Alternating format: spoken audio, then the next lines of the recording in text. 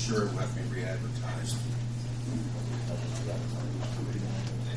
We're not sure if they would have to be property Certified. certified. We don't. If they do, they will be.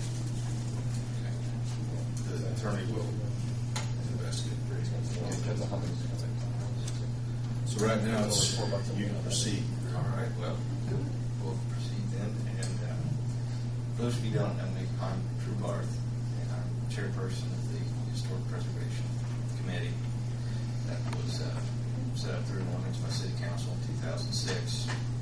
And we were charged in that ordinance with developing historic, Just build mic, please, sir. with developing historic districts in Greensburg.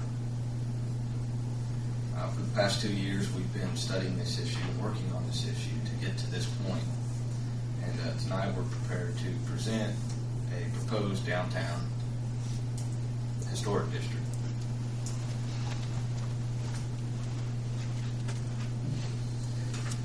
This is a map of the proposed district.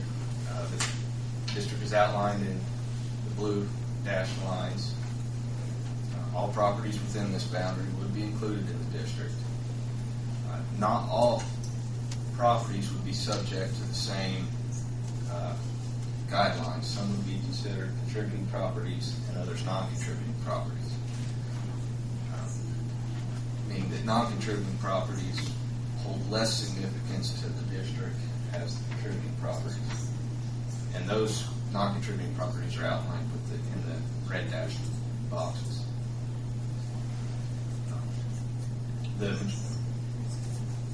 majority of the district lies above what is Railroad Street on the south to North Street on the north.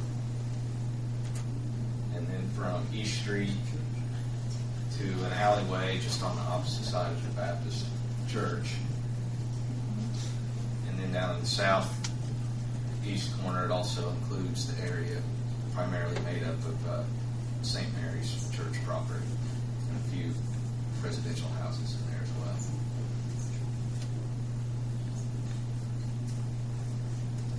well. Currently, the downtown area is on the National Register of Historic Places.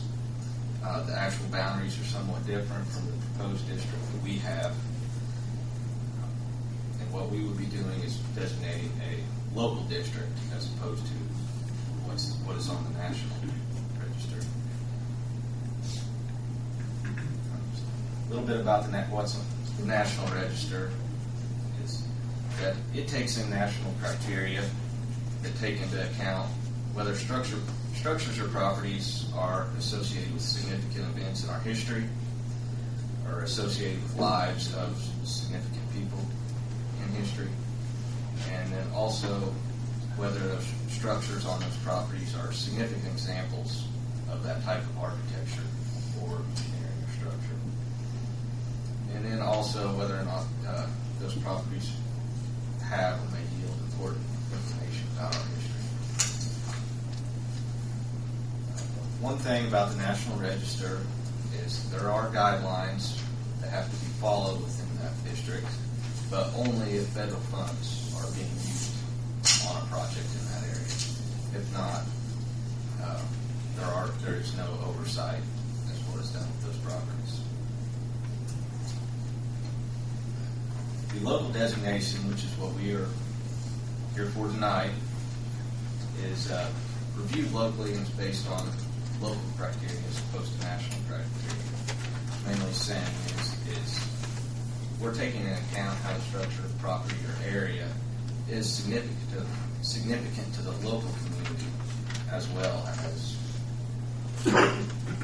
national or historic events locally as compared to national. Any review process that would be done on these structures is not contingent on federal funds being used. Mainly if someone is proposing changes or work on one of these structures, there would be a review process they would have to go through locally. Some benefits of the local designation is that there's the possibility that property owners can apply for local, state, or federal tax incentives. And also, when applying for federal funds, it puts communities usually in a better position to get those grants or funds. Because they'll look at it and points will be applied because they recognize that the community is committed to the redevelopment or preservation of their community.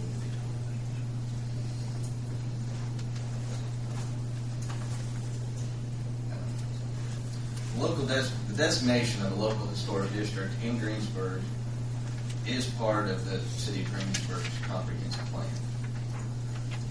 Designation has been discussed as early as 1985 within the community. This was done in the Downtown Revitalization Plan, which was prepared by HTV at that time.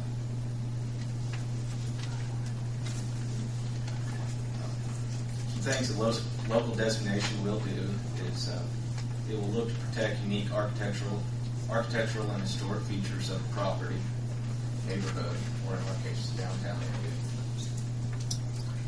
There will be preservation guidelines that will be created that will give guidance on what property owners should follow when looking to propose changes on their buildings or property. And also it will review demolition of existing structures or the creation of new structures. Through the Historic Committee, there will be an opportunity to provide the public with educational resources and information on best ways to preserve and rehabilitate existing buildings. And one of the important things that we're looking for out of this district is we will improve the downtown area and provide a better quality of life for the residents in the community and in that area. And also hopefully increase property values of those located in the area. Some things that local designation will not do is require property owners to make repairs to their houses or, in this case, structures or properties.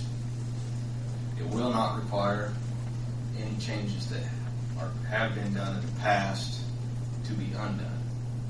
We're not going to go back because somebody did something to their building that wasn't considered historically accurate or conform to the style of that building. We will not make them undo anything.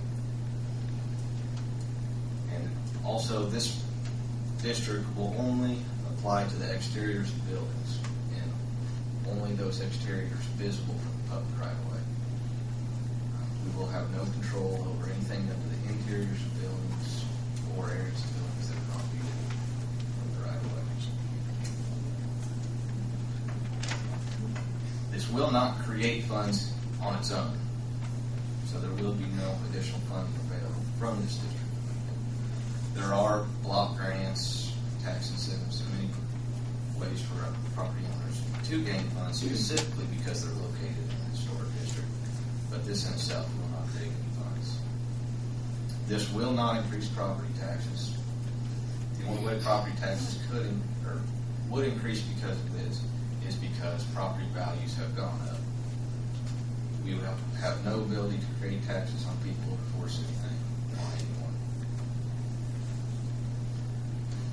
And really, what we're proposing is really no more limiting than what would be considered in new subdivisions created in the town. Often it would be much less restrictive than what those are. Here's just a kind of list of some communities throughout Indiana that have already established historic districts or local districts in their communities. This is not something we created on our own. It's been done many places already. Some of the areas highlighted in blue are just communities that are a little bit closer to Greensburg in proximity and size. Obviously, Aurora, Greenfield, Madison, everybody knows, or has been there and seen what they've done. Newcastle, Richmond, just many, many places throughout the state have already done this or in